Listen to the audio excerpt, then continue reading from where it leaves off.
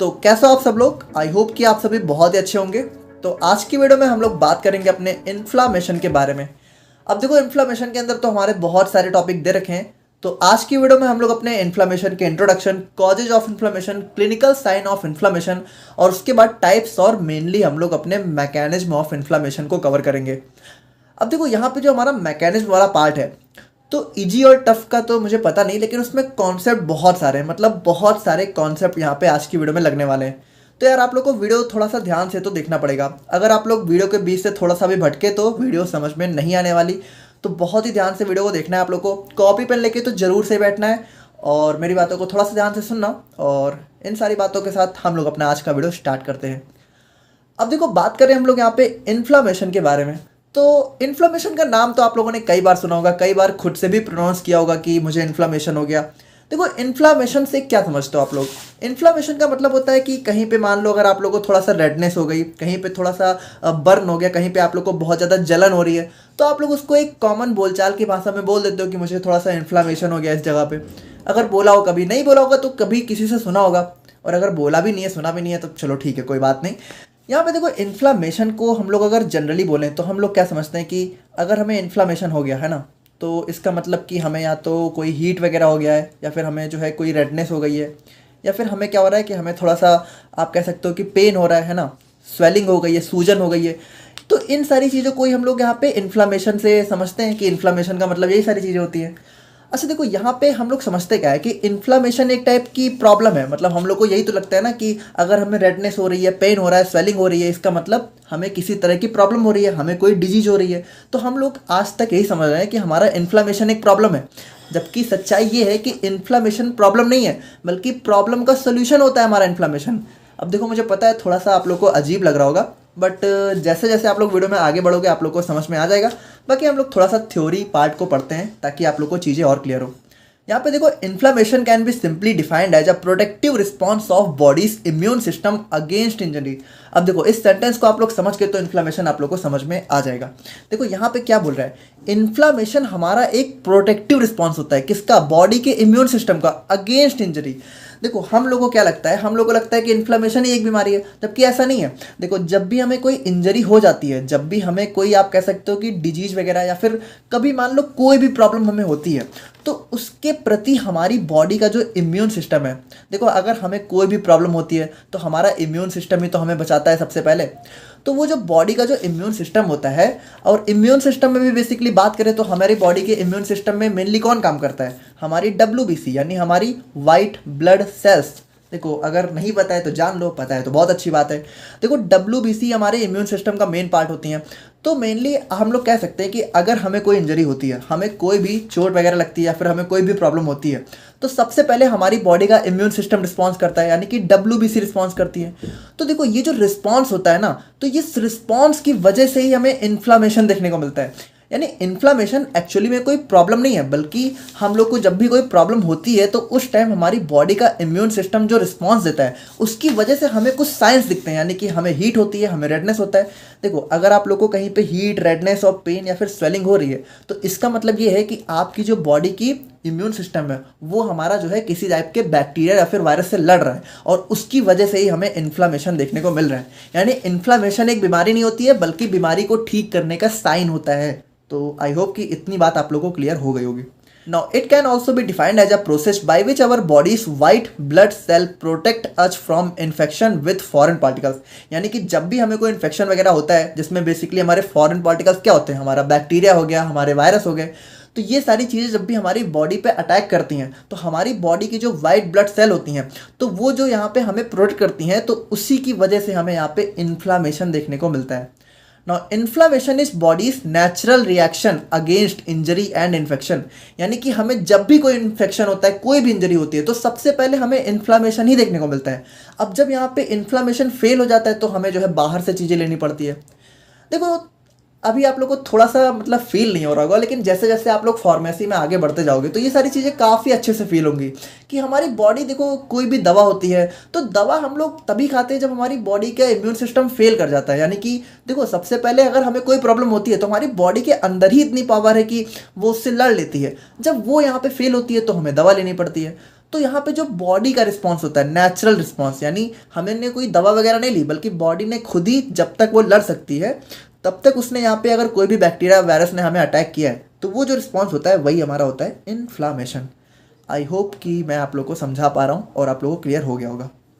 अब यहाँ पे देखो हम लोग बात करें अपने कॉजेज ऑफ इन्फ्लामेशन के बारे में, यानी कि इन्फ्लामेशन हमारी बॉडी में क्यों देखने को मिलेगा। देखो इन्फ्लामेशन तभी होगा जब हमारी बॉडी में कोई प्रॉब्लम होगी, हमें कोई इंजरी होगी, हमें कोई चोट लगेगी।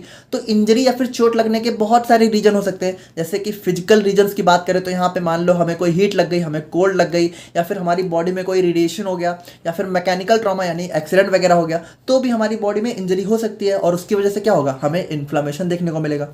और केमिकल एजेंट्स की बात करें तो मान लो कहीं एसिड बेस में आप लोगों ने हाथ वगैरह डाल दिया, या फिर कुछ भी टॉक्सिक गैस का रिएक्शन हो गया, तब भी हमें जो है प्रॉब्लम देखने को मिल सकती है। देखो बिल्कुल सिंपल समझो, अगर बॉडी में कोई भी प्रॉब्लम हुई, कोई भी इंजरी हुई, तो हमें तुरंत जो है इन्फ्लामेशन देखने को मिलेगा। ठीक है। अब बायोलॉजिकल एजेंट्स की बात करें तो वायरल बैक्टीरिया हो गया, फिर फंगल इन्फेक्शन हो गए, और मेटाबॉलिक प्रोडक्ट्स की बात करें तो मान लो यूरिक एसिड हो गया, यूरिया हो गया, और सर्कुलेशन डिसऑर्डर्स की बात करें तो थ्रोम्बोसिस, इन्फेक्शन। तो इन सारी चीज़ों की वजह से हमें इन्फ्लामेशन देखने को मिल सकता है। अब अगर हम लोग बात करें अपने क्लिनिकल साइंस ऑफ इन्फ्लामेशन के बारे में, तो देखो इन्फ्लामेशन में यहाँ पे क्लिनिकल साइंस का मतलब क्या है कि कौन कौन सी चीज़ें हमें इन्फ्लामेशन के दौरान हमारी बॉडी में देखने को मिलती है, यानी इन्फ्लामेशन के साइंस क्या होते हैं, कौन कौन से लक्षण होते हैं कि जिससे हमें पता चल सके कि हमारा बॉडी में इन्फ्लामेशन हो रहा है। तो देखो इन्फ्लामेशन के टाइम पे क्या होता है, रेडनेस हो जाती है, ज़्यादातर हमें रेडनेस ही देखने को मिलती है, स्वेलिंग हो जाती है यानी सूजन वगैरह देखने को मिलती है, और हीट यानी कि थोड़ा सा हमें बर्न है ना, थोड़ा सा हमें जो है वहाँ पे एरिया जो है थोड़ा सा गर्म भी महसूस होता है, हीट महसूस होती है, और पेन तो होता ही है। और उसके बाद यहाँ पे लॉस ऑफ फंक्शन, यानी कि जहाँ पे इन्फ्लामेशन हो रहा है, देखो जरूरी नहीं है कि हर बार हो, लेकिन कभी कभी ऐसा हो सकता है कि वहाँ का जो फंक्शन है, यानी कि जो उसका फंक्शन है वो कर ही ना पा रहा हो। तो ये सारी चीज़ें हमें जो है इन्फ्लामेशन के दौरान देखने को मिल सकती है। अच्छा देखो यहाँ पे जैसे हमारा रेडनेस हो गया, ठीक है, तो इसको हम लोग यहाँ पे डिनोट कर देते हैं ऐसे रूबर से, और स्वेलिंग के लिए हम लोगों ने यूज़ कर लिया ट्यूमर, और हीट के लिए कैलोर, और पेन के लिए डॉलर, है ना। तो ये सारी चीज़ें हैं, बाकी थोड़ा सा इसको भी याद कर लेना आप लोग की, रेडनेस का रूबर, और स्वेलिंग का ट्यूमर, और हीट। अब देखो ये ट्यूमर हमारा कैंसर वाला ट्यूमर नहीं है, ये थोड़ा सा अलग ही है, तो उसको वहाँ से आप लोग रिलेट मत करना। तो ये सारी चीज़ें भी आप लोग थोड़ा सा देख लेना। अब बात करें हम लोग यहाँ पे टाइप्स ऑफ इन्फ्लामेशन के बारे में, तो depending on the time of duration inflammation are of two types. यानी कि देखो जो इन्फ्लामेशन है वो हमारी बॉडी में कितनी देर के लिए हो रहा है, यानी कि अगर मान लो हमें कोई हीट हो रही है, रेडनेस हो रही है, तो वो रेडनेस कितनी देर तक है, उसके बेसिस पे हम लोग जो है इन्फ्लामेशन को दो तरीके से क्लासीफाई कर सकते हैं। पहला हो गया एक्यूट और दूसरा हो गया क्रॉनिक। देखो ज़्यादातर हमें एक्यूट ही देखने को मिलता है, क्रॉनिक बहुत रेयर केसेस में ही देखने को मिलता है। अब एक्यूट इन्फ्लामेशन की बात करें तो देखो जैसा इसका नाम है एक्यूट, यानी कि ये क्या होगा, ये थोड़ा सा शॉर्ट टाइम पीरियड होगा, यानी ज़्यादा देर के लिए नहीं होगा, एंड ऑन रैपिड ऑनसेट, और बहुत तेज़ी से होगा। The characteristic of acute inflammation are, यानी कि इस एक्यूट इन्फ्लामेशन जब हमारी बॉडी में हो रहा है तो हमें क्या क्या चीज़ें देखने को मिलती हैं। अब देखो ये दोनों जो लाइन है ये अभी आप लोग को समझ में नहीं आएंगी, लेकिन अभी हम लोग जब अपने मैकेनिज्म ऑफ इन्फ्लामेशन को डिस्कस करेंगे तब आप लोग को ये दोनों सेंटेंस समझ में आ जाएंगे। बाकी थोड़ा सा अभी हम लोग पढ़ के देख लेते हैं। यहाँ पे क्या होता है, हमारा फ्लूइड का एक्यूमुलेशन होता है। एक्यूमुलेशन मतलब इकट्ठा हो जाना, ठीक है, तो हमारा फ्लूइड इकट्ठा हो जाता है, और यहाँ पे हमारा जो प्लाज्मा प्रोटीन होता है वो यहाँ पे अफेक्टेड साइड में जो है जाके एक्यूमुलेट हो जाता है। और उसके बाद हमारी जो भी हमारे ब्लड होती हैं, तो ब्लड्स में हमारा जो भी प्लेटलेट्स होता है और न्यूट्रोफिल्स होते हैं, यानी कि हमारी WBCs, वो यहाँ पे क्या होता है, एक्टिवेट हो जाती है। और क्रोनिक इन्फ्लामेशन की बात करें, देखो ये दोनों पॉइंट अभी आप लोग कंफ्यूज मत हो, अभी आप लोग को समझ में आ जाएगा, ज़्यादा टेंशन मत लो। तो क्रोनिक इन्फ्लामेशन की बात करें तो it occurs for a long time period and remain for longer duration.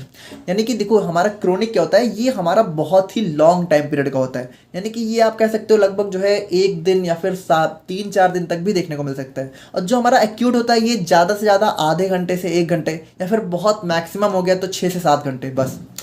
और क्रोनिक में बात करें तो इसकी अगर हम लोग कैरेक्टरिस्टिक की बात करें तो हमारा क्या होता है, मोनोन्यूक्लियर इन्फिल्ट्रेशन। देखो ये दोनों चीज़ें अभी आप लोग को नहीं समझ में आएंगी, तो अब हम लोग यहाँ पे डिस्कस करते हैं अपने मैकेनिज्म को, ताकि आप लोग को ये सारी चीज़ें समझ में आ जाए। तो अब हम लोग यहाँ पे बात करते हैं अपने मैकेनिज्म ऑफ इन्फ्लामेशन के बारे में। अब देखो ये हमारा आज का सबसे इंपॉर्टेंट टॉपिक है, और यहाँ से आप मान के चलो कि 90% श्योरिटी है कि एग्जाम में क्वेश्चन देखने को मिलेगा ही मिलेगा। और ये जो हमारा मैकेनिज्म ऑफ इन्फ्लामेशन वाला टॉपिक है, अब इसके अंदर यहाँ पे बहुत सारे कॉन्सेप्ट हैं, तो यहाँ से वीडियो आप लोग को बहुत ध्यान से देखने की ज़रूरत है। अब देखो मैकेनिज्म का क्या मतलब होता है, यानी कि जो हमारी इन्फ्लामेशन की प्रोसेस है वो हमें यहाँ पे किस तरीके से देखने को मिलती है, यानी इसके अंदर यहाँ पे कौन कौन से प्रोसेस होते हैं, कौन कौन से स्टेप होती है। अब अगर आप लोगों को याद हो तो पैथोफिजियोलॉजी के फर्स्ट वीडियो में ही हम लोगों ने डिस्कस किया था कि जब भी हम लोग यहाँ पे किसी भी डिजीज या फिर किसी भी चीज़ के मैकेनिज्म के बारे में बात करते हैं तो हम लोग उसको यहाँ पे पैथोजेनेसिस के नाम से जानते हैं। तो ये क्वेश्चन आप लोग को पैथोजेनेसिस ऑफ इन्फ्लेमेशन के नाम से भी देखने को मिल सकता है, तो वहाँ पे कंफ्यूज नहीं होना है, दोनों ही टॉपिक एकदम सेम है।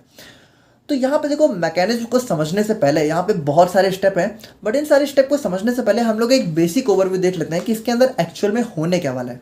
तो यहाँ पे देखो सबसे पहले तो आप लोग ये समझो कि इन्फ्लामेशन क्यों होता है, क्योंकि हमारी क्या होती है सेल इंजरी, टिश्यू इंजरी, कुछ भी बोल सकते हो, हमारी बॉडी के अंदर जो है कोई भी इंजरी होगी तभी हमें इन्फ्लामेशन देखने को मिलेगा, यानी inflammation is directly related to injury.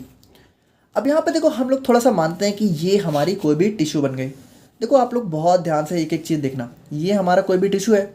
अब इसके अंदर हम लोग मान लेते हैं कि यहाँ पे हमारे मान लो इस वाले पार्ट में इंजरी हो गई। अब यहाँ पे कोई भी हमारी सेल्स भी होंगी, तो यहाँ पे मान लेते हैं ये हमारी सेल है जहाँ पे हमें क्या हो गया, इंजरी हो गई। यानी इसके अंदर मान लेते हैं कि ये हमारे कुछ बैक्टीरिया एंटर कर गए, ठीक है, सिंपल है। अब यहाँ पे देखो अगर हमारा टिश्यू है तो टिश्यू में हमारी ब्लड वेसल्स भी होंगी, ब्लड वेसल की सप्लाई। तो यहाँ पे मान लेते हैं ये हो गई हमारी ब्लड वेसल हो गई, ठीक है, ये हो गई हमारी blood vessel, okay, blood vessel. अब ब्लड वेसल है तो ब्लड की सप्लाई तो हो ही रही होगी, तो हमारे यहाँ पे ब्लड फ्लो हो रहा है मस्त सा ब्लड। अब यहाँ पे देखो ब्लड के अंदर हमारे कौन कौन सी चीज़ें होती हैं, हमारा आरबीसी होता है ना, आरबीसी होता है, डब्ल्यूबीसी होता है, और क्या होता है हमारा प्लेटलेट्स होता है, और इसके अलावा हमारा जो लिक्विड पार्ट होता है वो हमारा क्या होता है, ब्लड प्लाज्मा। तो यहाँ पे देखो ये सारी चीज़ें हमारी इसके अंदर फ्लो हो रही है। अब जैसे ही हमारी सेल के अंदर जो है इंजरी हुई, यानी इसके अंदर बैक्टीरिया वगैरह फ्लो करना स्टार्ट हुए, तो होगा क्या, ये जो हमारा ब्लड है इसमें से जो हमारी डब्ल्यूबीसीज है, क्योंकि देखो हमारा जो भी इम्यून सिस्टम है उसकी सबसे मेजर सेल हमारी कौन सी होती हैं, डब्ल्यूबीसी होती हैं। यानी कि आप कह सकते हो कि अगर हमारी बॉडी में कोई भी प्रॉब्लम हो रही है तो उसको ठीक करने के लिए हमारी डब्ल्यूबीसी ही रिस्पॉन्सिबल होती हैं। तो यहाँ पे देखो होगा क्या, ये जो हमारी ब्लड है ना, हमारा जो ब्लड फ्लो रहा है इसमें से जो हमारी डब्ल्यूबीसीज है, मान लेते हैं कि ये हमारी डब्ल्यूबीसीज हो गई, ये हमारे क्या होगी, ये हमारी ब्लड वेसल के बिल्कुल वॉल के पास आके इकट्ठा होना चालू हो जाएंगी। यानी ये जो हमारी ब्लड वेसल की वॉल है, देखो एक चीज़ आप लोग सबसे पहले ये समझो कि अगर हमारा नॉर्मल ब्लड फ्लो की बात करें, यानी कि अगर कोई भी प्रॉब्लम नहीं है, तो ब्लड वेसल के अंदर हमारा ब्लड कैसे फ्लो होता है, जो हमारी सेल्स होती हैं, यानी कि जो भी हमारी आरबीसी, डब्ल्यूबीसी और प्लेटलेट्स होते हैं, ये हमारे सेंटर में फ्लो करते हैं। देखो ये कभी भी हमारे साइड में नहीं जाते हैं, यानी कि जो हमारी ब्लड वेसल की वॉल है कभी भी इसके पास नहीं जाते हैं। इसके पास हमारा क्या होता है, देखो वॉल्स पे हमारी प्लाज्मा होते हैं, यानी कि जो हमारा प्लाज्मा होता है। अब देखो ब्लड के बारे में अगर आप लोगों को थोड़ा बहुत पता है तो इतना तो पता ही होगा कि ब्लड के अंदर हमारा आरबीसी, डब्ल्यूबीसी, प्लेटलेट्स और प्लाज्मा होते हैं। तो जो हमारा प्लाज्मा है वो हमेशा ब्लड वेसल की वॉल के पास रहता है, और जितनी भी हमारी सेल्स होती हैं ये हमेशा सेंटर में फ्लो करती हैं। लेकिन जैसे ही हमारी सेल के अंदर कोई भी इंजरी होती है तो इसमें जो हमारी ब्लड के अंदर जो हमारी डब्ल्यूबीसी होती हैं ये क्या होती हैं, ये हमारी ब्लड वेसल की वॉल के पास आ जाती हैं। और जैसे ही ये वॉल के पास आती हैं ये यहाँ पे एक केमिकल रिलीज करती हैं, जो कि क्या करता है, इस वॉल की वेसल में जो हमारी वॉल्स होती हैं, सॉरी वेसल की वॉल होती हैं, यहाँ पे क्या कर देता है, यहाँ पे आप कह सकते हो कि एक टाइप का आप कह सकते हो कि इस वॉल को डैमेज कर देता है, ठीक है। यहाँ पे एक आप कह सकते हो कि एक टाइप का स्पेस बन जाता है, और इस स्पेस से क्या होता है, ये जो हमारी डब्ल्यूबीसी है ये हमारी ब्लड वेसल की वॉल से बाहर निकल आती हैं, और बाहर निकल आने के बाद क्या होता है, ये हमारी जो भी हमारे इंजर्ड सेल है इसके पास आ जाती हैं। यानी ये जो हमारी डब्ल्यूबीसी है ये हमारे इंजर्ड सेल के पास आ गई, और जैसे ही इंजर्ड सेल के पास आई ये क्या होता है, डब्ल्यूबीसी इस इंजर्ड सेल के अंदर एंटर करती है, और ये जो हमारे जो भी बैक्टीरिया होते हैं इनको यहाँ पे अपने अंदर लाके और उसके बाद पूरी तरीके से ख़त्म कर देती है। अब देखो ये आप लोग को लग रहा होगा ये तो कितना ही ईजी है, बट इसके अंदर बहुत सारे मैकेनिज्म है, बहुत सारे टॉपिक हैं। तो एक ओवरव्यू आप लोग समझ गए कि कैसे काम होता है। अब हम लोग यहाँ पे डिटेल में बहुत अच्छे से समझते हैं। तो यहाँ पे अगर हम लोग अपने मैकेनिज्म ऑफ इन्फ्लेमेशन के बारे में बात करें तो inflammation is a process by which body's white blood cells protect the body from foreign particles, हम लोग को ऑलरेडी पता है, such as bacteria and virus. The mechanism of inflammation can be understand in 2 major step. यानी देखो इसको यहाँ पे हम लोग जो है 2 मेजर स्टेप में डिवाइड कर सकते हैं। पहला हो गया वॉस्कुलर इवेंट्स और दूसरा हो गया सेल्यूलर इवेंट्स। देखो वॉस्कुलर मतलब क्या है, ये जो हमारी ब्लड वेसल है, देखो यहाँ पे जो हमारी ब्लड वेसल है, तो जो हमारी डब्ल्यूबीसी है इसका यहाँ पे ब्लड वेसल की वॉल के पास आना, और वॉल के पास आके यहाँ पे हमारी ब्लड वेसल की वॉल को क्रॉस करके हमारे जो है सेल के पास पहुँचना, इन सारे इवेंट्स को हम लोग बोलते हैं वॉस्कुलर इवेंट्स। यानी जो भी इवेंट्स, यानी जो भी चीज़ें हमारी ब्लड वेसल के अंदर हो रही हैं उसको हम लोग बोलेंगे वॉस्कुलर इवेंट्स। और यहाँ पे देखो जब WBC हमारी सेल के पास पहुँच चुकी है, यानी ये देखो ये हमारी इंजर्ड सेल है, ठीक है, यानी इसी को हमारा डैमेज हुआ है, तो इंजर्ड सेल के पास पहुंचने के बाद यहाँ पे WBC जो जो चीज़ें करती है जिसकी वजह से यहाँ पे इसके अंदर का बैक्टीरिया खत्म होता है, उस चीज़ को हम लोग बोलते हैं सेल्यूलर इवेंट्स। तो इतना तो आप लोग समझ ही गए होंगे। अब वॉस्कुलर इवेंट्स की हम लोग बात करें तो देखो यहाँ पे क्या होता है, it is the earliest response towards tissue injury, यानी कि अगर किसी भी टाइप की इंजरी हो रही है, यानी देखो टिश्यू इंजरी से आप लोग वही समझो ना, टिश्यू के अंदर सेल ही तो होती है, तो टिश्यू इंजर्ड है तो सेल भी इंजर्ड है। तो यहाँ पे अगर हमें किसी भी टाइप की इंजरी हो रही है तो यहाँ पे सबसे अर्लीस्ट रिस्पॉन्स होता है हमारा वॉस्कुलर इवेंट्स, यानी सबसे पहले हमारी वेसल के अंदर ही इवेंट्स होना चालू हो जाते हैं। Now it is further divided into 2 major steps. पहला हो गया हीमोडायनेमिक चेंजेस और सेकेंड हो गया अल्ट्रेशन इन वैस्कुलर परमिएबिलिटी। देखो यहाँ पे आप लोग बहुत ध्यान से आप चीज़ों को देखना। तो सबसे पहले हम लोग बात करते हैं अपने हीमोडायनेमिक चेंजेस के बारे में। अब हीमोडायनेमिक का क्या मतलब है, देखो हीमो मतलब हो गया ब्लड है ना, ब्लड से रिलेटेड हम लोग ब्लड को हीमो बोलते हैं, और डायनेमिक मतलब हो गया मोशन, यानी कि यहाँ पे जो हमारी ब्लड वेसल्स की वॉल होती हैं तो इनके अंदर यहाँ पे ब्लड का जो फ्लो है उसके अंदर जो भी चेंजेस आते हैं उसको हम लोग बोलते हैं हीमोडायनेमिक चेंजेस। अब देखो यहाँ पे अगर हम लोग सबसे पहले बात करें तो जैसे ही हमें कोई इंजरी वगैरह होती है तो सबसे पहले क्या होता है, जो भी हमारी ब्लड वेसल है, ठीक है, जैसे ये हमारी ब्लड वेसल है तो इसके अंदर होता है हमारे यहाँ पे सबसे पहले वैसो कॉन्स्ट्रिक्शन। देखो वैसो कॉन्स्ट्रिक्शन का क्या मतलब है, जैसे ये हमारी ब्लड वेसल है तो कॉन्स्ट्रिक्शन का मतलब होता है सिकुड़ जाना, यानी ब्लड वेसल्स का साइज हमारा थोड़ा सा कह सकते हो कि पतला हो जाएगा, तो ये होता है हमारे यहाँ पे वैसो कॉन्स्ट्रिक्शन। तो सबसे पहले हमारी ब्लड होती हैं, ब्लड वेसल्स होती हैं कॉन्स्ट्रिक्ट, और ये हमारा बहुत कम टाइम के लिए होता है, सिर्फ 3 से 5 सेकेंड। देखो ये हमारा मेन प्रोसेस नहीं है, अब मेन प्रोसेस हमारी सेकंड वाली है। देखो सबसे पहले होता है वैसे कॉन्स्ट्रिक्शन बहुत कम टाइम के लिए, सिर्फ 3 से 5 सेकंड के लिए, और उसके बाद होता है हमारा यहाँ पे परसिस्टेंट प्रोग्रेसिव वैसोडाइलेशन। देखो यहाँ पे इस वर्ड को ध्यान से समझना। वैसोडाइलेशन का क्या मतलब है, वैसोडाइलेशन का मतलब है कि अब हमारी ब्लड वेसल जो कि पतली हुई थी वो हमारी चौड़ी हो जाएंगी, और यही हमारा मेन प्रोसेस है। देखो पतला हमारा होता है इसलिए कि इसके बाद यहाँ पे और ज़्यादा यहाँ पे चौड़ा हो सके, यानी कि और ज़्यादा डायलेट हो सके। देखो चौड़ा होने को डायलेट बोलते हैं, तो हमारा होता है अब वैसोडाइलेशन। देखो थोड़ा सा आप लोग ध्यान से समझने की कोशिश करना, आई होप कि समझ में आ जाएगा। देखो अब यहाँ पे परसिस्टेंट और प्रोग्रेसिव क्यों लगा हुआ है, क्योंकि ये हमारा जो है कुछ टाइम तक होता ही रहता है, यानी कि प्रोग्रेसिव यानी कि ये बढ़ता ही रहता है, और ये लगभग जो है हाफ एन आवर यानी कि लगभग आधे घंटे के लिए होता है। अब यहाँ पे एक चीज़ आप लोग ध्यान से समझना, जैसे मान लो इसको बिल्कुल लॉजिकली समझो, जैसे ये हमारी ब्लड वेसल है, ठीक है, अब ये हमारी अगर इतनी बड़ी है, अब अगर इसका साइज यहाँ पे बढ़ के बड़ा हो जाए यानी डायलेट हो जाए, तो अभी इसमें जितना ब्लड फ्लो हो रहा था, एक नॉर्मल ब्लड वेसल के अंदर जितना ब्लड फ्लो हो रहा था, तो अगर ये ब्लड वेसल्स हमारी डायलेट हो गई तो इसके अंदर ब्लड फ्लो का अमाउंट बढ़ेगा कि नहीं बढ़ेगा, यानी हमारा ब्लड जो है ज़्यादा बढ़ेगा, यानी कि हमारा जो ब्लड है वो ज़्यादा फ्लो होना स्टार्ट हो जाएगा। अब देखो जैसे ही ब्लड फ्लो हमारा यहाँ पे ब्लड वेसल के अंदर बढ़ेगा तो होगा क्या, हमारा जो है रेडनेस और वार्मथ यानी कि थोड़ा सा गर्मी बढ़ जाएगी। देखो इसको ऐसे समझो कि ब्लड हमारा रेड होता है, तो जब हमारा यहाँ पे ब्लड फ्लो बढ़ गया तो ब्लड फ्लो का मतलब क्या है, ब्लड अमाउंट भी तो बढ़ गया, यानी ब्लड का जो अमाउंट है वो बढ़ गया, और ब्लड हमारा रेड कलर का होता है तो ब्लड का अमाउंट बढ़ा तो रेडनेस का अमाउंट भी बढ़ गया, है ना, हमारी रेडनेस ज़्यादा दिखने लगी। और आपको ये भी पता होगा कि जो हमारा ब्लड है ये हमारा थोड़ा सा वार्म होता है, यानी कि थोड़ा सा गर्म होता है, तो अगर ब्लड का अमाउंट बढ़ रहा है तो हमारी गर्मी यानी कि वार्मनेस भी बढ़ जाएगी, है ना। तो यहाँ पे वही चीज़ है, देखो यहाँ पे क्या हुआ, जैसे हमारा ब्लड फ्लो बढ़ा हमारा रेडनेस और हीट बढ़ गई। और देखो हम लोगों ने स्टार्टिंग में क्या देखा था, हमारा अगर रेडनेस है, हीट है, यही सब तो हमारे इन्फ्लामेशन के सिम्टम्स होते हैं, यानी इन्फ्लामेशन देखो इसी तरीके से स्टार्ट हो जाता है। अब जैसे ही हमारा यहाँ पे वैसोडाइलेशन हुआ तो इसके बाद हमारा क्या होता है, इंक्रीज्ड हाइड्रोस्टेटिक प्रेशर। अब देखो इस कॉन्सेप्ट को थोड़ा सा ध्यान से समझना। देखो ये हमारी कोई भी मान लो नॉर्मल सी ब्लड वेसल होती है। अब इतना तो यार आप लोगों को पता ही होगा कि हमारी ब्लड वेसल 2 टाइप की होती हैं, एक होता है आर्टरी, एक होता है वेन्स। आर्टरी के अंदर हमारा फ्लो होता है ऑक्सीजनेटेड ब्लड, यानी जिसके अंदर ऑक्सीजन होता है, और वेन्स के अंदर हमारा फ्लो होता है डीऑक्सीजनेटेड ब्लड, है ना। और दोनों ही हमारी ब्लड वेसल होती हैं, ठीक है, ये हमारे ब्लड्स अलग अलग टाइप हैं। तो अगर हम लोग एक नॉर्मल फ्लो की बात करें तो जो हमारा आर्टरी होता है, तो आर्टरी के साइड हमारा क्या होता है, हमारा एक प्रेशर होता है। देखो जो हमारा ब्लड फ्लो हो रहा है, तो अगर कोई भी चीज़ फ्लो हो रही है तो किसी प्रेशर से भी फ्लो हो रही होगी, तो यहाँ पे जो हमारा प्रेशर होता है उसको हम लोग बोलते हैं हाइड्रोस्टेटिक प्रेशर। देखो हम बोल रहे हैं ना, इसके अंदर बहुत सारे कॉन्सेप्ट है और काफ़ी नए नए वर्ड्स आप लोग को देखने को मिलेंगे। तो आप लोग को क्या करना है, देखो आज का लेक्चर पहली बात तो ध्यान से देखना ही है, लेकिन देखने के बाद आप लोग को एक बार रिवाइज भी करना है ताकि आप लोग को चीज़ें एकदम क्लियर हो जाए। तो यहाँ पे एक वर्ड होता है हमारा हाइड्रोस्टेटिक प्रेशर। ये क्या होता है, ये हमारे ब्लड फ्लो का प्रेशर होता है, बस कुछ नहीं। तो अगर हम लोग एक नॉर्मल कंडीशन की बात करें, यानी कि हमें कोई भी इंजरी वगैरह नहीं हुई है, तो जो हमारा आर्टरी की साइड होती है, तो यहाँ पे हमारा हाइड्रोस्टेटिक प्रेशर क्या होता है, हाई होता है। ध्यान से सुनना, हाई होता है। और जो हमारा वेन्स होता है, यहाँ पे हमारा हाइड्रोस्टेटिक प्रेशर क्या होता है, लो होता है। तो यहाँ पे देखो, चूंकि हमारा आर्टरी के साइड जो हमारा प्रेशर है वो हाई होता है, तो यहाँ पे क्या होता है कि हमारा जो हमारा बॉडी फ्लूइड है ना, ये हमारा थोड़ा सा यहाँ पे लॉस होना स्टार्ट हो जाते हैं। यानी कि जो हमारा जब यहाँ पे आर्टरी से वेन में ब्लड का ट्रांसफ़र हो रहा है, तो कुछ फ्लूइड हमारे जो है इंटरस्टिशियल स्पेस, यानी कि जो यहाँ पे इसके नीचे का स्पेस होता है इंटरस्टिशियल, देखो इंटरस्टिशियल हमारा क्या होता है, दो सेल्स के बीच का स्पेस, यहाँ पे हमारा कुछ फ्लूइड जो है इसके अंदर से लॉस होना स्टार्ट हो जाता है। क्योंकि यहाँ पे देखो क्या है, यहाँ पे प्रेशर जो है ज़्यादा है, तो ज़्यादा प्रेशर है, तो ज़्यादा प्रेशर से जब फ्लो होगा तो यहाँ पे कुछ फ्लूइड हमारा लॉस भी हो जाएगा।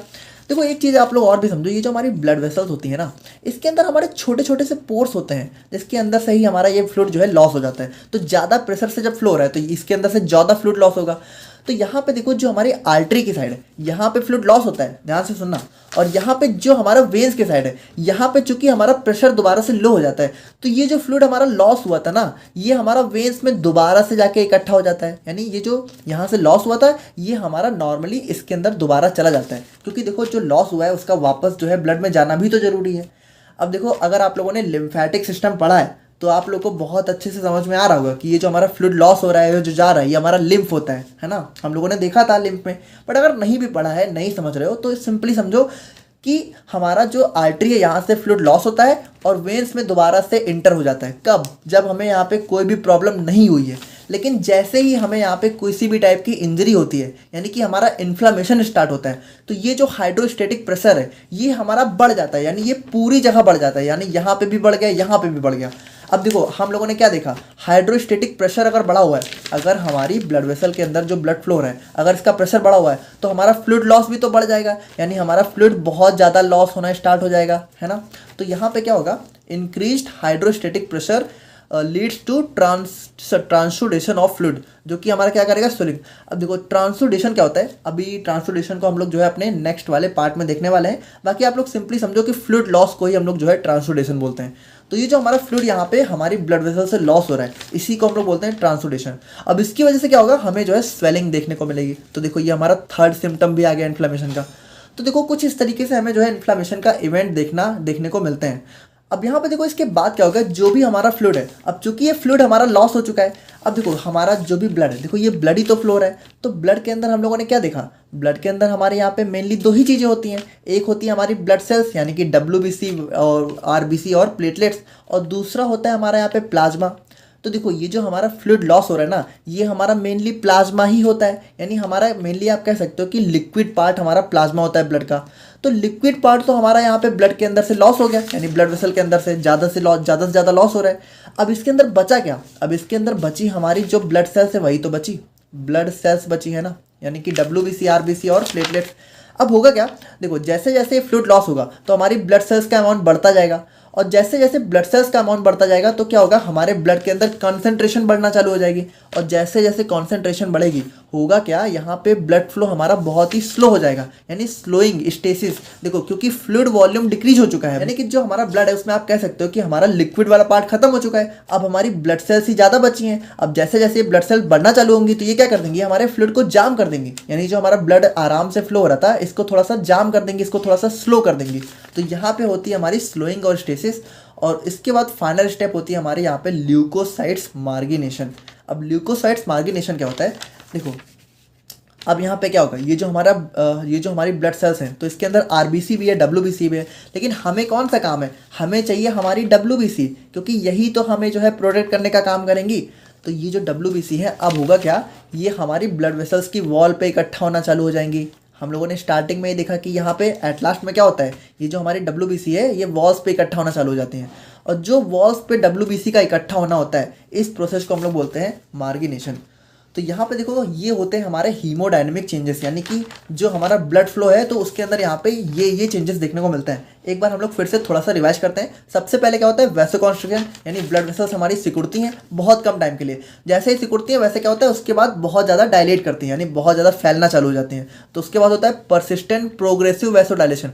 ये प्रोग्रेसिव होता है, यानी ये बढ़ता ही रहता है, और ये लगभग जो है हमारा आधे घंटे के लिए होता है। ब्लड फ्लो हमारा बहुत ज़्यादा बढ़ जाता है, क्योंकि हमारा वैसोडाइलेशन हो गया तो ब्लड यहाँ पे ज़्यादा फ्लो होगा। तो ब्लड फ्लो बढ़ा तो क्या हो गया, हमारा ब्लड का अमाउंट भी बढ़ा, जिसकी वजह से रेडनेस हो गई और वार्मथ हो गया, यानी कि थोड़ा सा गर्मी बढ़ गई।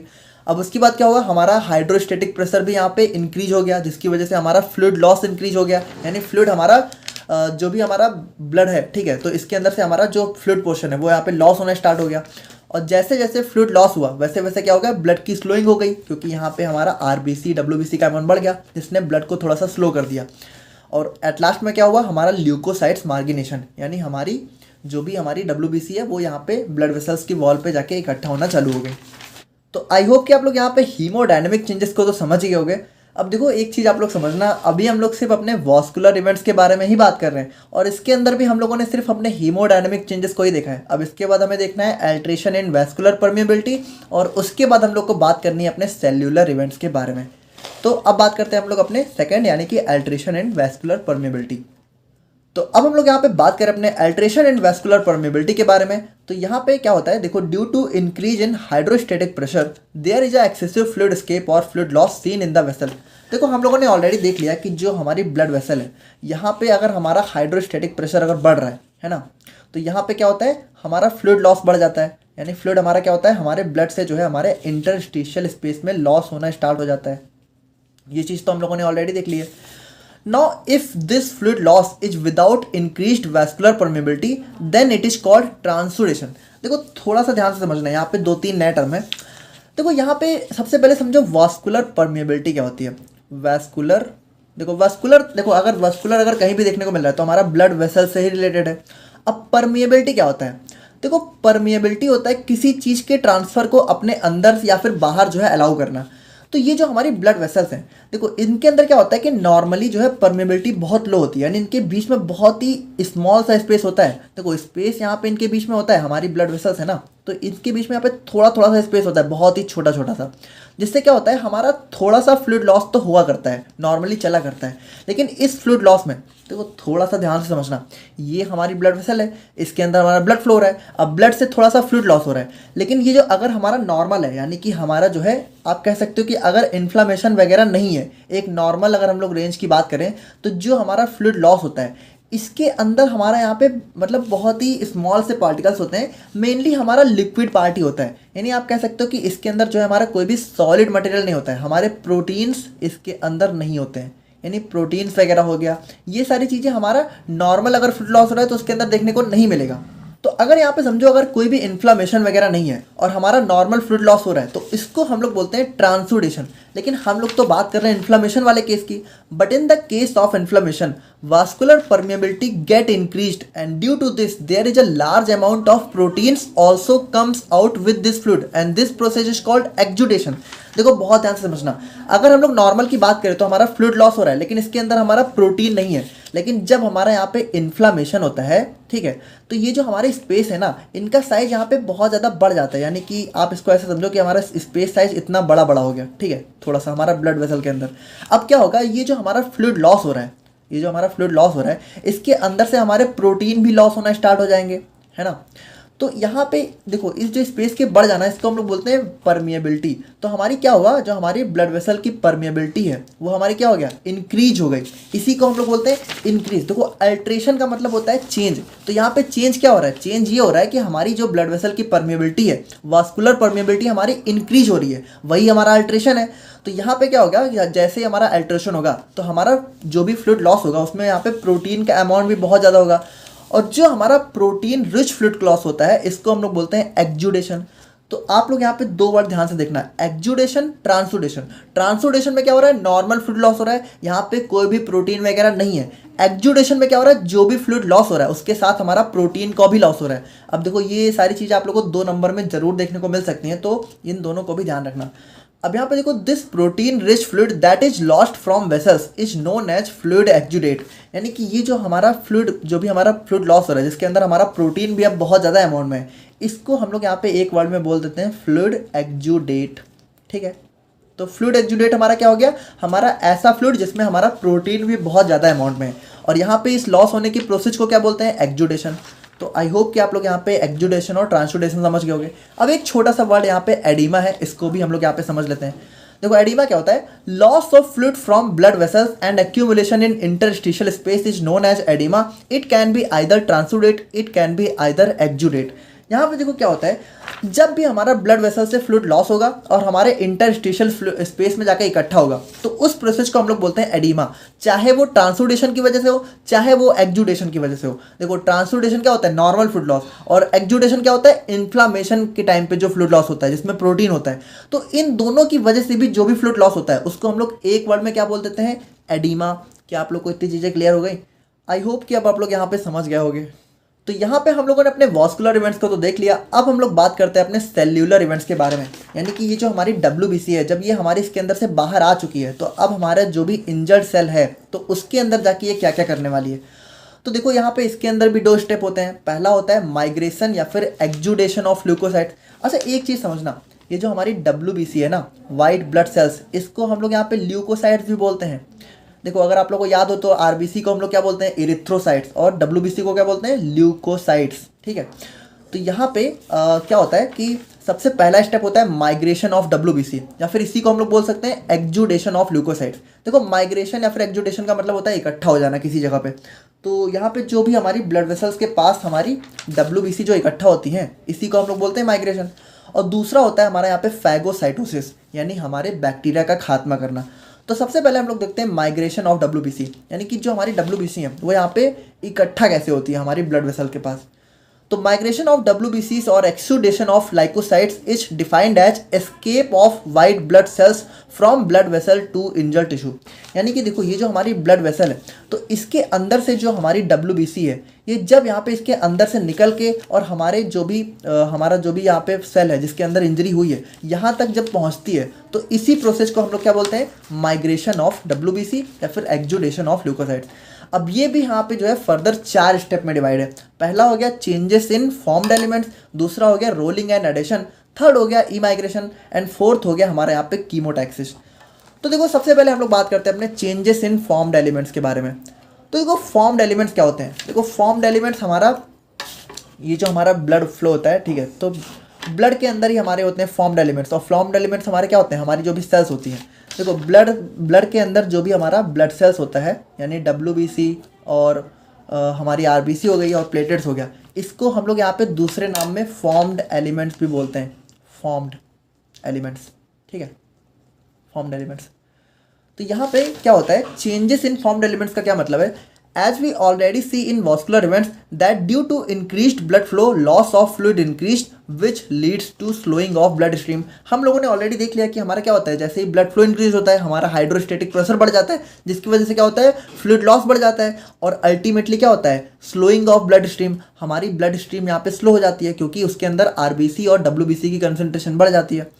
नॉट ड्यू टू दिस, यानी इसकी वजह से होता क्या है, देखो जो भी हमारी सेंट्रल स्ट्रीम है, यानी कि जैसे ये हमारा ब्लड स्ट्रीम है, यानी कि जो हमारा ब्लड वेसल है, तो सेंट्रल स्ट्रीम का क्या मतलब है, जो भी हमारा बीच का है, यानी कि ये हमारा कहते हो सेंटर वाला पार्ट, यहाँ पे क्या होता है, हमारा एक इंक्रीज होता है। इसको थोड़ा सा ऐसे समझना कि जो हमारा ब्लड वेसल का सेंटर वाला पार्ट है ये थोड़ा सा चौड़ा हो जाता है, यानी फैल जाता है, और जो भी हमारा पेरिफेरल जोन है, यानी कि जो हमारे साइड वाले पार्ट है, ये थोड़ा सा यहाँ पे नैरो हो जाते हैं, थोड़ा सा पतले हो जाते हैं। ठीक है, कुछ इस तरीके से हमारा ब्लड वेसल हो जाती है, और इस प्रोसेस को हम लोग बोलते हैं मार्गिनेशन।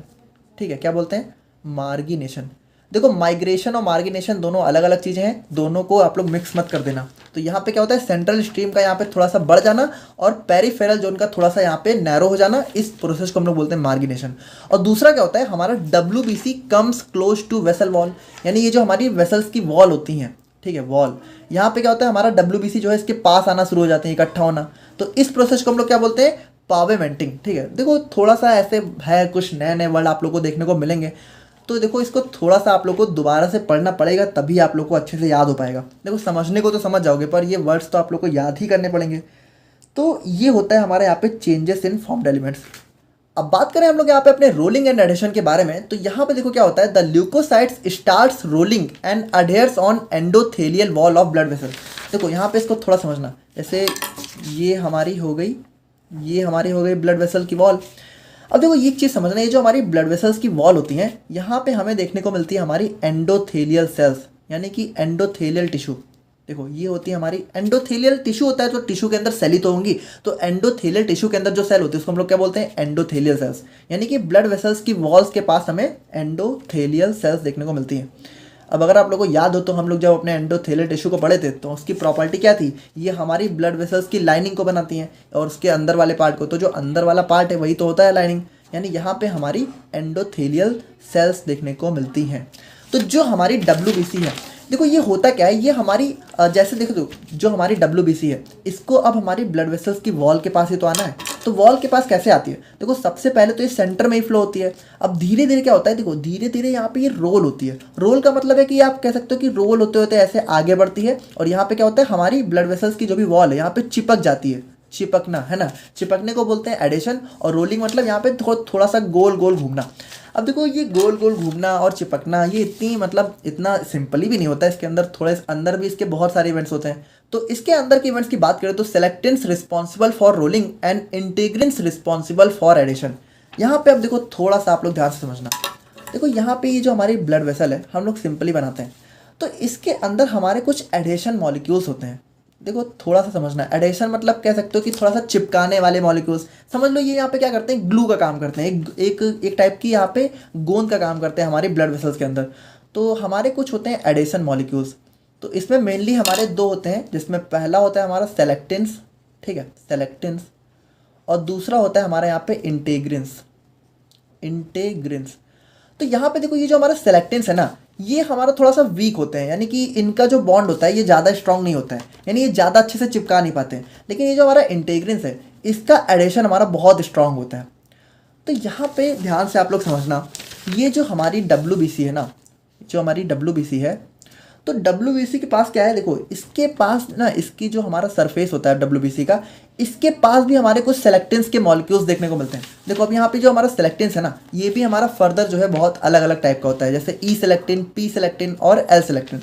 तो इसमें से ध्यान से देखना, ये जो हमारा L सेलेक्टिन होता है ये हमारा यहाँ पे WBC, देखो न्यूट्रोफिल्स क्या है, अब एक देखो बहुत सारे कॉन्सेप्ट है ना, थोड़ा सा समझना। ये जो हमारी WBC है, अब WBC भी यहाँ पे बहुत सारे टाइप के होती हैं, तो इसमें हमारा दो मेजर टाइप की बात करें तो हमारा एक होता है मोनोसाइट्स, ठीक है मोनोसाइट्स, और एक होता है हमारा यहाँ पे लिम्फोसाइट्स, सॉरी यहाँ पे न्यूट्रोफिल्स, देखो लिम्फोसाइट भी होता है लेकिन मेनली हमें यहाँ पे इन दोनों का ही काम लगेगा आज, ठीक है। तो यहाँ पे न्यूट्रोफिल्स और मोनोसाइट्स क्या होते हैं, एक टाइप की WBC ही होती हैं। तो यहाँ पे जो हमारी न्यूट्रोफिल्स होती हैं ना, तो इसके सरफेस पे हमें देखने को मिलता है हमारा L सेलेक्टिन, यानी ये जो हमारी WBC है, ये जो हमारी ब्लड वेसल के अंदर फ्लो हो रही है, तो ये हमारी क्या है, ये हमारी न्यूट्रोफिल्स है, मान लेते हैं हम लोग न्यूट्रोफिल्स है। तो इसके सरफेस पे भी हमें जो है L सेलेक्टिन देखने को मिलता है, यानी कुछ इस तरीके से हमें देखने को मिलता है, ठीक है ऐसे कह सकते हो। और बाकी ये जो हमारे E और P सेलेक्टिन होते हैं ये हमारे कहाँ देखने को मिलता है, हमारे एंडोथेलियम, यानी कि ये जो हमारा देखो ये जो हमारी ब्लड वेसल है इसकी लाइनिंग पे हमें एंडोथेलियल सेल्स देखने को मिलती है, और इसी के ऊपर हमें क्या देखने को मिलता है, हमारा P सेलेक्टिन और E सेलेक्टिन, यानी कि इसको समझ लो कुछ ऐसे देखने को मिलता है, कुछ इस तरीके से। देखो थोड़ा सा काफ़ी सारे कॉन्सेप्ट है, मैंने आप लोगों से स्टार्टिंग में बोला था, बट आप लोग थोड़ा सा ध्यान से और पेशेंस रख के समझ रहे होगे तो आई होप कि समझ में आ रहा होगा। देखो अब होगा क्या, अब होगा ये कि देखो इसको थोड़ा सा समझो कि ये हमारी WBC है, अब इसके ऊपर भी हमारे यहाँ पे क्या है, देखो इसके ऊपर है हमारा यहाँ पे L सेलेक्टिन है ना, ये कुछ इस तरीके का है, और ये जो हमारी ब्लड वेसल की सरफेस है इसके ऊपर है हमारा P और E सेलेक्टिन, तो ये मान लो जो है कुछ इस तरीके का है, इस तरीके का, ठीक है। तो होगा क्या, ये जो हमारी देखो ये जो हमारी ब्लड वेसल है ये होगा क्या, ये देखो ये हमारा इस तरीके से निकला हुआ है, ये यहाँ पे इसमें आके फंस जाएगा, देखो इसको बिल्कुल इस तरीके से ये इसके अंदर फंसा, ठीक है, तो ये इसके अंदर फंस गया। तो देखो इसी को हम लोग बोलते हैं प्राइमरी एडेशन, जो कि बहुत स्ट्रांग नहीं होता है। देखो हम लोगों ने देखा ना, ये जो हमारा सेलेक्टेंस है ये हमारे वीक अटैचमेंट प्रोवाइड करते हैं, यानी इनका अटैचमेंट क्या होता है, स्ट्रांग नहीं होता है। तो ये जो हमारी ब्लड वेसल्स है ना, देखो ये क्या होता है, सॉरी ये जो हमारी WBC है, ठीक है WBC, ये क्या होता है, ये देखो सबसे पहले यहाँ पे इसके ऊपर यहाँ पे बाइंड हो गई, अटैच हो गई, लेकिन क्या देखो इनका जो अटैचमेंट है वो स्ट्रांग नहीं है, तो ये क्या होता है, ये लुढ़कना स्टार्ट कर देती हैं, यानी कि रोल होना स्टार्ट कर देती हैं। तो ये क्या होता है, अब ये यहाँ से आगे बढ़ के इसके पास आके लुढ़क गई, ठीक है इसके पास आके लुढ़क गई, और इसके पास से क्या हुआ, फिर इसके पास आके लुढ़क गई। तो इस तरीके से देखो ये लुढ़कती रहती हैं, और इसी को हम लोग क्या बोलते हैं, इसी को हम लोग बोलते हैं रोलिंग, ठीक है रोलिंग। जो हम लोगों ने रोलिंग देखा ना, जो हमारा घूम रही थी, तो ये रोलिंग जो है कुछ इस तरीके से होती है। यानी ये हमारा क्या होता है, एक हमारा सेलेक्टिन से दूसरे सेलेक्टिन पे यहाँ पे लुढ़कती रहती है। अब देखो लुढ़कते लुढ़कते होता क्या है, यहाँ पे हमारा फिर हो जाता है एडेशन। एडेशन यानी कि अब हमारे जो है इंटीग्रिन्स का जो है क्या होता है कि हमारा जो इंटीग्रिन्स होता है, अब देखो यहाँ पे लुढ़कते लुढ़कते क्या होता है कि हमारा एट लास्ट में ही जो है हमारी ब्लड वेसल्स की वॉल्स है यहाँ पे पहुँच जाती हैं, और फिर आता है हमारा यहाँ पे इंटीग्रिन्स। अब देखो इंटीग्रिन्स को आप लोग कह सकते हो कि एक टाइप का हमारा एडेशन मॉलिक्यूल ही होता है, जो कि क्या करता है, हमारे इस WBC को एक बहुत ही स्ट्रॉन्ग अटैचमेंट प्रोवाइड करता है। यानी अब क्या होगा, अब WBC बिल्कुल हमारी वॉल पे आके बहुत अच्छे से अटैच हो जाएंगे। अब ये भी हमारे दो टाइप के होते हैं, β1 और β2। तो यहाँ पे देखो दोनों ही हमारे क्या करते हैं, स्ट्रॉन्ग अटैचमेंट को प्रोवाइड करने का काम करते हैं।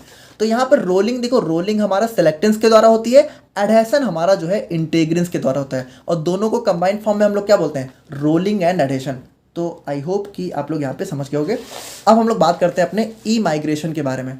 तो ई माइग्रेशन में क्या होता है, once the leukocytes reach on endothelium surface, यानी कि ये जो हमारी ब्लड वेसल्स है, देखो एंडोथेलियम सरफेस से आप लोग कंफ्यूज मत होना, हमारी ब्लड वेसल्स के सरफेस की ही बात हो रही है, क्योंकि हमारी ब्लड वेसल्स के पास क्या देखने को मिलता है, यहाँ पे हमें एंडोथेलियल सेल्स देखने को मिलती है, तो इसीलिए हम लोग बोलते हैं एंडोथेलियम। तो वंस द ल्यूकोसाइट्स यानी कि हमारे WBC reaches on endothelium surface, it starts segregating collagenases which destroy the basement membrane, and after that leukocytes started moving towards injured cell tissue, and this process is known as e-migration। यहाँ पे देखो क्या होगा, ये हो गया हमारा blood vessel की वॉल, और हमारी ये आ चुकी है WBC, जो कि यहाँ पे पूरी तरीके से चिपक चुकी है। अब जैसे ये चिपकेगी, ये क्या होगा, ये हमारा एक केमिकल रिलीज करना स्टार्ट कर देगी, केमिकल, और इस केमिकल का नाम हमारा क्या हो गया, कोलाजिनेसेस। अब कोलाजिनेसेस क्या करेगा, ये भी जो हमारी बेसमेंट की मेम्ब्रेन है, यानी ये जो हमारी ब्लड वेसल्स की वॉल है आप कह सकते हो सिंपली, यहाँ पे क्या करेगा, इसको डिस्ट्रॉय कर देगा। यानी यहाँ पे इसके बीच में थोड़ा सा स्पेस बना देगा, और जैसे स्पेस बना देगा, ये क्या होगा, ये जो WBC यहाँ पे चिपकी हुई है, ये यहाँ से निकल के हमारा क्या हो जाएगा, बाहर आ जाएंगी। और जैसे ये बाहर आएंगी, ये क्या होगा, ये हमारा जो भी हमारी सेल है, देखो ये मान लेते हैं हमारी सेल, जिसके अंदर हमारा बैक्टीरिया वगैरह है, जिसमें इंजरी हुई है, अब ये क्या होगा, ये WBC हमारी सेल के पास जाना स्टार्ट हो जाएंगी। तो यहाँ पे हमारा लास्ट स्टेप आ जाता है chemotaxis, the transmigration of leukocytes after crossing several barriers to reach the site of injury is known as chemotaxis. यानी ये जो हमारी WBC है, ये यहाँ पे देखो बहुत सारे बैरियर्स को पार करके जब हमारी फाइनली हमारी इंजर्ड सेल के पास पहुँच जाती है, यानी जिस सेल के पास इंजरी हुई है, तो इस प्रोसेस को हम लोग बोलते हैं कीमोटैक्सिस। तो यहाँ पे आई होप कि आप लोग जो है सेल वाली प्रोसेस समझ गए होंगे। अब फाइनली हम लोग बात करते हैं अपने फैगोसाइटोसिस, यानी हमारे फाइनली जो हमारी WBC है, ठीक है, वो कैसे हमारे इस बैक्टीरिया का खात्मा करके हमारे इंजरी को ठीक करती है और इन्फ्लामेशन को प्रोड्यूस करती है। तो फाइनली अब हम लोग यहाँ पे बात करते हैं अपने फैगोसाइटोसिस के बारे में, यानी कि जो हमारी जो भी हमारी इंजर्ड सेल है, तो इसके अंदर जो भी बैक्टीरिया वगैरह है, तो इनका जो भी खात्मा है, फाइनल प्रोसेस है, अब हम लोग उसकी बात करते हैं। द प्रोसेस ऑफ किलिंग और engulfment of foreign particles by WBCs is known as phagocytosis. देखो इनगल्फमेंट का मतलब क्या होता है, किसी चीज़ को निगल जाना, यानी यहाँ पे जो हमारी WBCs होती हैं, ये क्या होता है, ये हमारे इस जो भी हमारे बैक्टीरिया है, इसको यहाँ पे निगल के पूरा ख़त्म कर देती हैं। तो इसी प्रोसेस को हम लोग बोलते हैं फैगोसाइटोसिस। अब यहाँ पे फैगोसाइटोसिस भी हम लोग हमारी जो है फर्दर 3 स्टेप में डिवाइड होती है। पहला होता है रिकॉग्निशन एंड अटैचमेंट, दूसरा होता है इनगल्फमेंट, एंड थर्ड होता है किलिंग एंड डिग्रेडेशन। तो देखो आप बहुत ही सिंपल है, आप लोग आराम से समझ जाओगे। रिकॉग्निशन एंड अटैचमेंट की बात करें तो यहाँ पे क्या होता है, देखो यहाँ पे क्या होता है, जैसे ये हमारी इंजर्ड सेल है, अब इसके अंदर ये हमारे जो है बैक्टीरिया है ना, और यहाँ पे ये आ गई हमारी WBC। तो WBC देखो क्या है यार, देखो इसको इस बैक्टीरिया को पहचानना भी तो होगा, तो जो बैक्टीरिया को पहचानने का काम होता है और इस बैक्टीरिया से जाके अटैच होने का काम होता है, ये होता है हमारा यहाँ पे रिकॉग्निशन एंड अटैचमेंट। यानी द रिलीज ऑफ, यहाँ पे देखो पहचानता कैसे है, जो हमारी WBC है ये इस बैक्टीरिया को कैसे पहचानता है, the release of chemotactic factors by bacterial products helps the phagocytic cells. Phagocytic मतलब जो भी हमारा फैगोसाइटोसिस करने वाली है, तो WBC तो करने वाली है, तो इसको हम लोग यहाँ पे फैगोसाइटिक सेल्स भी बोल देते हैं। To recognise bacteria and attach with them, यहाँ पे होता क्या है, ये जो बैक्टीरिया है ये हमारे कुछ चीज़ें रिलीज किया करते हैं, कुछ केमिकल्स, जिसको हम लोग बोलते हैं कीमोटैक्टिक फैक्टर्स, और इसकी वजह से क्या होता है, ये जो हमारी WBC है ये इस बैक्टीरिया को आसानी से पहचान लेती है और इससे जाके अटैच हो जाती है। अब यहाँ पे सेकंड स्टेप में क्या होता है, हमारा इनगल्फमेंट। तो यहाँ पे क्या होता है, the pseudopods presents on the surface of leukocytes wrap the foreign particles and engulf them, and the new structure formed is known as phagosome। देखो थोड़ा सा ध्यान से समझना। देखो जैसे ये हो गया हमारा यहाँ पे WBC है ना। अब ये क्या करेगा, ये हमारे इस इंजर्ड सेल के अंदर इंटर करेगा। अब देखो इंटर करने के बाद क्या होगा, ये जो हमारा WBC का सरफेस है ना, तो यहाँ पे इसके पास हमें जो है एक स्ट्रक्चर देखने को मिलता है जिसको हम लोग बोलते हैं स्यूडोपॉड्स। देखो ये स्यूडोपॉड्स आप लोग ऐसे समझो कि ये थोड़ा सा कुछ इस टाइप का स्ट्रक्चर हो गया स्यूडोपॉड्स। देखो यहाँ पे ये स्पेस हो गया हमारा यहाँ पे स्यूडोपॉड्स। देखो थोड़ा समझना। अब ये स्यूडोपॉड्स क्या हुआ, ये हमारा सेल के अंदर एंटर हुआ और यहाँ पे देखो ये कुछ इस तरीके से हमारा WBC आया और इसने क्या किया, स्यूडोपॉड्स में हमारा जो भी बैक्टीरिया है ये हमारे इसके पास पहले इकट्ठा होना चालू हो गया। अब उसके बाद क्या हुआ, देखो थोड़ा समझना। जैसे यहाँ पे ये स्यूडोपॉड्स है, अब यहाँ पे हमारा बैक्टीरिया इकट्ठा होना चालू हो गया। अब ये स्यूडोपॉड्स क्या हुआ, ये हमारा फिर से जो है वापस से क्लोज हो गया और ये जो बैक्टीरिया है ये हमारी WBC के अंदर आ गए। यानी अब हमारी WBC बिल्कुल नॉर्मल हो गई और यहाँ पे ये बैक्टीरिया इसके अंदर आ गए। यानी कि WBC ने क्या किया, बैक्टीरिया को इनगल्फ कर लिया यानी निगल लिया। तो इसी प्रोसेस को हम लोग बोलते हैं इनगल्फमेंट। और यहाँ पे देखो बैक्टीरिया को WBC जब अपने अंदर इकट्ठा कर लेती है यानी इनगल्फ कर लेती है, तो जो स्ट्रक्चर फॉर्म होता है इसको हम लोग बोलते हैं फैगोसोम। क्या बोलते हैं, फैगोसोम। देखो यहाँ पे इस स्ट्रक्चर को थोड़ा ध्यान से देखना। हुआ क्या है, हुआ ये है कि ये हो गई हमारे इंजर्ड सेल, यहाँ पे थे हमारे इसके अंदर बैक्टीरिया। अब इसके अंदर हमारा WBC भी आ गया और WBC ने क्या किया, इस बैक्टीरिया को अपने अंदर इकट्ठा कर लिया। और जब बैक्टीरिया यहाँ पे WBC के अंदर चला जाता है तो इस स्ट्रक्चर को हम लोग बोलते हैं फैगोसोम। फैगोसोम। इतना आप लोग को आई होप कि क्लियर होगा। तो फाइनली अब हम लोग बात करते हैं अपने लास्ट स्टेप के बारे में, जो कि हमारा यहाँ पे किलिंग एंड डिग्रेडेशन। अब यहाँ पे क्या होगा, the phagosome fuses with lysosome and forms phagolysosome and after that lysosomal enzymes released inside phagolysosome which kills and digest the bacteria. अब यहाँ पे देखो क्या हो रहा है, ये जो हमारी इंजर्ड सेल है, ठीक है, जिसके अंदर हमारा अब क्या हो चुका है, हमारे WBC ने बैक्टीरिया को अपने अंदर इकट्ठा कर लिया है। तो यहाँ पे देखो आपको बहुत अच्छे से पता है कि सेल के अंदर हमारा एक और स्ट्रक्चर होता है जिसको हम लोग क्या बोलते हैं, लाइसोसोम। लाइसोसोम हमारे क्या होते हैं, सेल के सुसाइडल बैग्स, यानी ये बिल्कुल सेल को जो है ख़त्म करने का मतलब पावर रखते हैं। यानी लाइसोसोम क्या होता है, देखो अगर आप लोग को पता है तो बहुत अच्छी बात है, नहीं पता है तो सिंपली समझो लाइसोसोम हमारे सेल के अंदर एक स्ट्रक्चर होता है जिसके अंदर हमारे बहुत सारे हाइड्रोलिटिक एंजाइम्स फुलफिल होते हैं, जो कि अगर फटे यानी अगर लाइसोसोम की जो मेम्ब्रेन है अगर ये यहाँ पे ब्रेक हुई तो ये जो भी हमारे हाइड्रोलिटिक एंजाइम्स हैं ये हमारे बाहर आ जाएंगे और हमारा सेल का खात्मा हो जाएगा। तो यहाँ पे होगा क्या, ये जो हमारा फैगोसोम था, देखो ये हमारा फैगोसोम बन चुका है ना। जब WBC ने बैक्टीरिया को अपने अंदर ले लिया तो क्या बन गया, फैगोसोम। फैगोसोम यहाँ पे लाइसोसोम के साथ मर्ज हो गया यानी इसके साथ फ्यूज हो गया। अब यहाँ पे देखो ये कुछ इस तरीके से हुआ है, यानी फैगोसोम और लाइसोसोम आपस में आके मिल गए और आपस में मिलने पे हुआ गया, देखो ये जो लाइसोसोम है ना इसके अंदर से हमारे हाइड्रोलिटिक एंजाइम्स क्या हुआ, इसके अंदर रिलीज हो गए। यानी देखो जब ये दोनों आपस में मिल चुके हैं अब क्या हुआ, यहाँ पे एंजाइम्स रिलीज हो गए और बैक्टीरिया भी हमारा देखो यहीं पे है। अब क्या हुआ, ये एंजाइम्स और बैक्टीरिया आपस में यहाँ पे कह सकते हो फाइट हो गई और यहाँ पे क्या हुआ, एट लास्ट में हमारा जो भी बैक्टीरिया है वो यहाँ पे क्या हुआ, डिस्ट्रॉय हो गया। अब देखो यहाँ पे हमारा जो भी WBC होता है ना, बेसिकली यहाँ पे देखो ये जो हमारे लाइसोसोमल एंजाइम्स हैं यही हमारे काम नहीं करते, बल्कि WBC भी यहाँ पे कुछ हमारे इन्फ्लामेटरी मेडिएटर्स रिलीज करती है। तो इसके बारे में हम लोग जो है नेक्स्ट वीडियो में बात करेंगे। बाकी WBC यहाँ पे क्या करती है, हमारे कुछ इन्फ्लामेटरी मेडिएटर्स यानी कि इन्फ्लामेशन को कॉज करने वाली चीज़ें रिलीज करती है, जो कि हमारे मेनली क्या होते हैं, हमारा हिस्टामिन हो गया, सेरोटोनिन हो गया, ये सारी चीज़ें भी हमारी WBC क्या करते हैं, देखो WBC अपने अंदर रिलीज कर लेती है, जिसकी वजह से क्या होता है हमारी, देखो बहुत ध्यान समझना, एट लास्ट में होगा क्या, एट लास्ट में ये होगा कि ये हमारी पूरी की पूरी सेल ही तबाह हो जाती है। यानी यहाँ पे क्या होता है कि बैक्टीरिया तो किल हो जाता है, देखो यहाँ पे हमारा मेन मोटिव क्या था, हमारा बैक्टीरिया को किल करना, तो बैक्टीरिया तो एट लास्ट में किल हो जाएगा, लेकिन बैक्टीरिया के साथ साथ जो हमारी सेल थी, यानी जिस सेल के अंदर यहाँ पे इंजरी हुई थी, जो भी प्रॉब्लम हुई थी, ये सेल भी यहाँ पे ख़त्म हो जाती है। क्योंकि यहाँ पे क्या होता है, देखो हमारा लाइसोसोम यहाँ पे क्या होता है, फट जाता है कह सकते हो, ठीक है।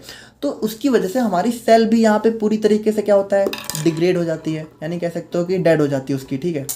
तो ये जो हमारा सेल डेड होता है ना, यानी कि हमारा बैक्टीरिया के साथ साथ हमारी जो सेल का भी डेड हो जाता है, इसी की वजह से हमें देखने को मिलता है इन्फ्लामेशन। देखो थोड़ा सा कॉन्सेप्ट को समझना, यहाँ पे हो क्या रहा था, एट लास्ट में देखो हम लोग क्या कर रहे थे, हम लोग को कोई सेल इंजरी हुई, सेल इंजरी के लिए यहाँ पे क्या हुआ कि सेल इंजरी को ठीक करने के लिए हमारे WBC ने क्या किया, हमारे ब्लड वेसल से बाहर आके और हमारी सेल को हमारे सेल के अंदर गया और यहाँ पे उसका इनगल्फमेंट हुआ, फिर लाइसोसोम से मिला। लेकिन एट लास्ट में क्या हुआ, हमारे बैक्टीरिया को मारते मारते उसने सेल को भी मार दिया, और जब सेल को भी मार दिया तो क्या हुआ, उस जगह पे हमें जो है इन्फ्लामेशन देखने को मिलने लगा। तो अब आप लोग यहाँ पे समझ गए होंगे हमें जो है इन्फ्लामेशन क्यों देखने को मिलता है और यहाँ पे क्या इसकी मैकेनिज्म होती है।